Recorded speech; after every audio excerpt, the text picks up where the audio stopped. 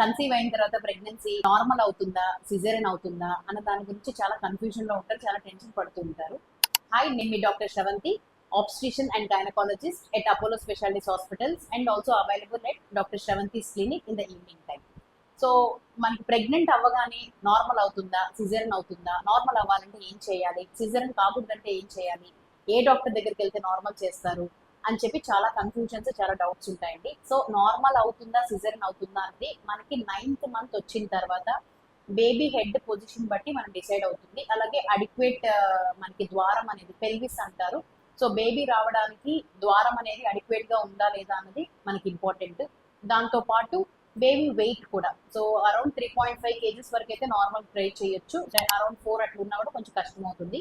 So 9th month పెట్టిన తర్వాత final గా బేబీ పొజిషన్, బేబీ వెయిట్, అలాగే ద్వారం అనేది మనకి షార్ట్ స్టేచర్ ఉన్న వాళ్ళకి ద్వారం చిన్నగా ఉంటుంది, అలాంటి వాళ్ళకి నార్మల్ అవడం అనేది మనకి కష్టంగా ఉంటుంది. సో దీన్ని బట్టి మనకి నార్మల్ అవుతుందా లేదా అన్నది డాక్టర్ పరీక్ష చేసి చెప్తారు.